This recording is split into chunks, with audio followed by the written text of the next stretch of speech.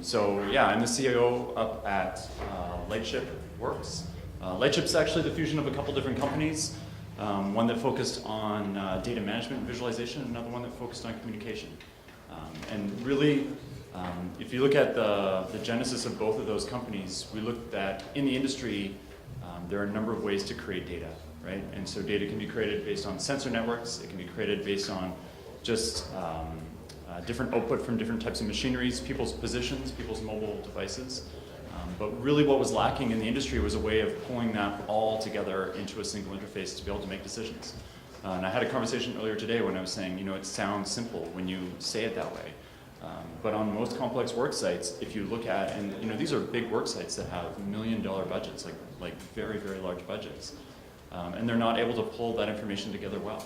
So you end up with people making decisions based on complicated data streams that are coming from different equipment, but then they're actioning that by quickly raising someone on the radio or getting on their cell phone or yelling down the hallway and making notes on a notepad as they do that, right? So there's not a really cohesive way to be able to take the information that's out there and actually run a business with that, right? So there's a bunch of inefficiency there. If we go to that next slide.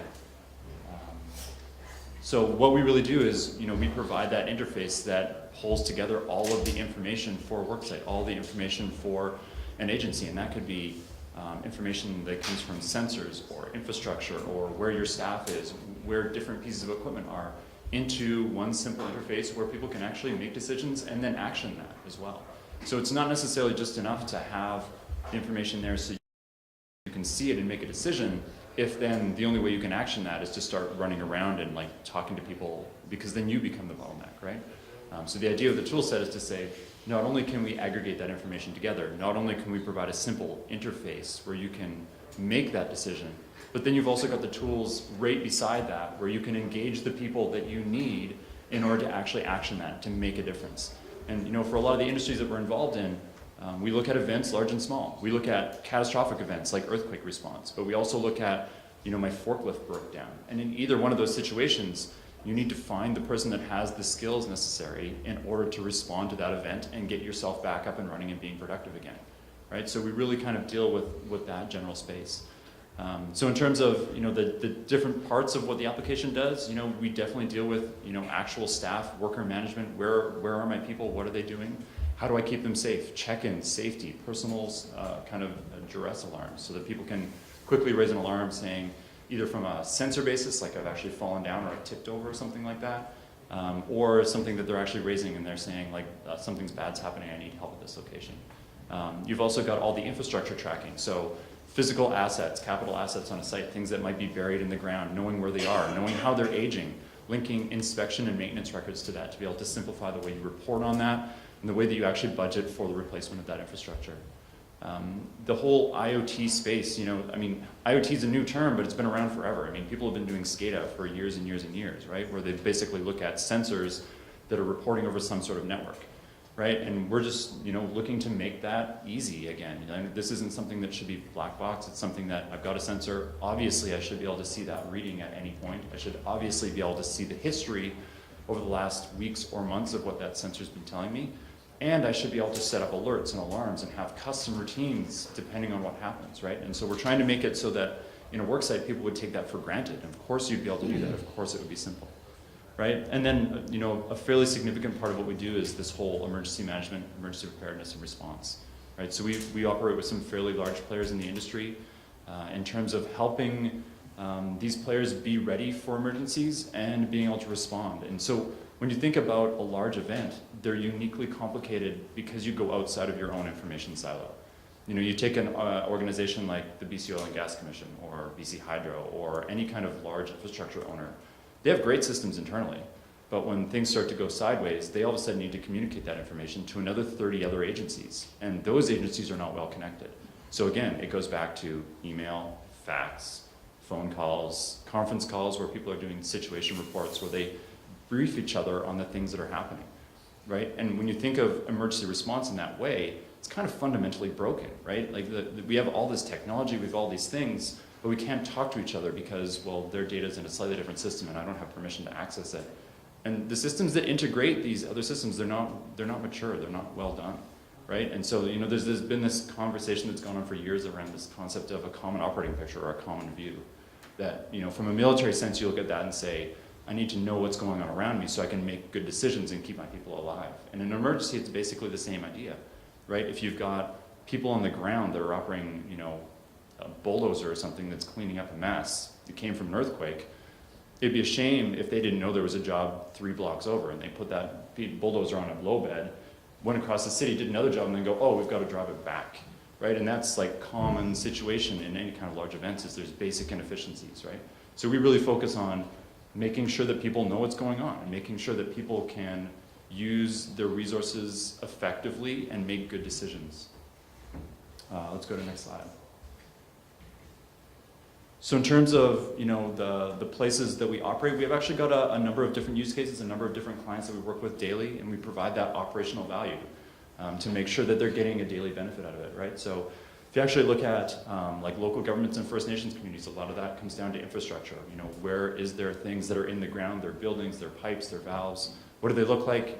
Looking at inspections, looking at maintenance records, and all the reporting that they need to do to be able to replace that. I think everybody generally understands the fact that in North America in general, we've got a bunch of infrastructure debt, right? A lot of the infrastructure that's in the ground right now was put in 60s, 70s, 80s, and it's getting old, and it needs to be replaced, and it's getting old and needing to be replaced faster than we're replacing it, right? So eventually there will be more and more trouble there. So we help a bunch of communities with that. Environmental monitoring and research. So we work with communities that are helping work with pipelines or looking at what's going on in their areas. The whole in-field work where you're keeping workers safe and collecting data in the field, there's a bunch of examples of that. The general industrial space, and so I'll relate that to mines, oil and gas, manufacturing locations. So for them, it's about the safety of their staff, but also what's going on their work sites. You look at a simple industrial work site. We've had a bunch of examples in British Columbia over the last number of years. You've got sawmills that have had major explosions, and realistically, that's because they've got simple things that are going wrong, right? You've got things like dust that are building up. You've got simple things that you need to be able to keep on top of. And there's a lot of regulation around that, right? So we can help them document how they're doing that and document their safety processes in a pretty easy way. And again, making sure that not only they're doing those things, but they're documented easily enough that they can meet the regulatory requirements, right? And again, we already talked a little bit about emergency preparedness and response there. So let's go to the next slide. Right, so the big part of what we do, the value really hinges on people being able to connect to each other. And so lack of connectivity is somewhat of a problem. I mean, we have an offline application, you can go and collect data offline. If you're in an area that doesn't have service, you can create that data, you can synchronize it when it comes back, and that's okay for now. But it would be way better if we had universal connectivity. And so realistically what that means, it's not that there aren't solutions to provide connectivity in remote places. The problem is that in general, they're limited in terms of how rapidly deployable they are, how portable they are, the expense of that bandwidth, and actually just how small that straw is. Right? So you look at there's various different solutions out there that are semi-portable, but there's just a very, very, very tiny amount of bandwidth that they provide. That's not actually providing kind of a real data connection to the network. Right, so it's totally different to be able to send 10 characters to someone as be able to send a picture and say, hey, this is what I'm seeing. Right, so realistically, we're looking at, there's a number of things that are almost there. Right, if we actually look at all the technologies that are out in this field, there are a number that I think could be patched together in different ways to provide the connectivity that actually needs. And there's a ton of industries that this would be beneficial to. But realistically, taking some combination of radio and satellite, and making a device that can actually interface with a normal cell phone in order to provide that data connectivity. If we go to the next slide here. Yeah, so in terms of critical points for us, there's a couple of them. One, it has to be a real data connection. Two, it actually has to be something that can bridge between whatever that specialized local network is and a consumer grade device. We always talk about the concept of bring your own device.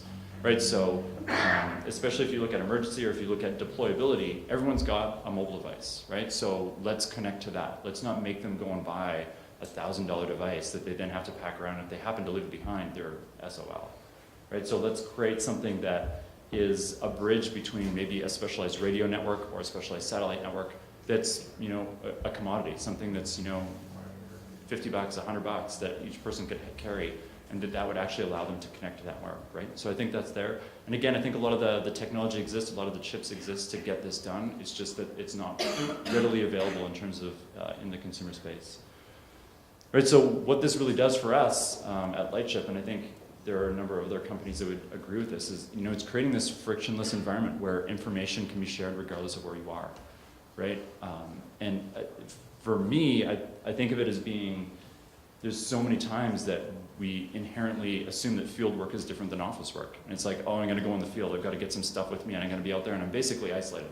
I have a lack of the rest of the information that I have in my general job.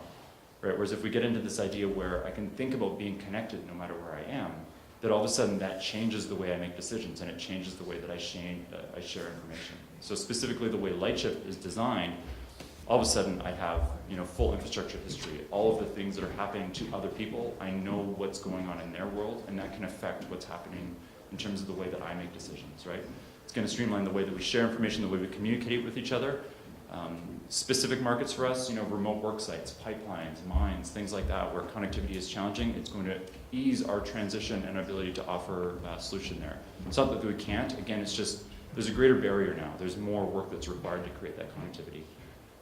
And in terms of emergency response, so if we look at some of our clients in search and rescue, any of the airborne things that we do that are outside of cellular and radio range, or in emergency response, where you actually look at maybe having damage to cellular networks, having a rapidly deployable and portable device would kind of change that game a lot. I mean, emergency response right now, if you go to any common exercise, most of them are planned based on paper and whiteboards. Most of them will assume that connectivity will go down, and therefore that's the level that you should be planning for, right? And so if you had built-in robustness and connectivity based on rapidly deployable data connection, it's going to really change that world, right? And I mean, there are some things like there will have to be backhaul and there will have to be some sort of a base station, but again, some of that technology already exists. Like to create some sort of a satellite connection into an area, that's not impossible.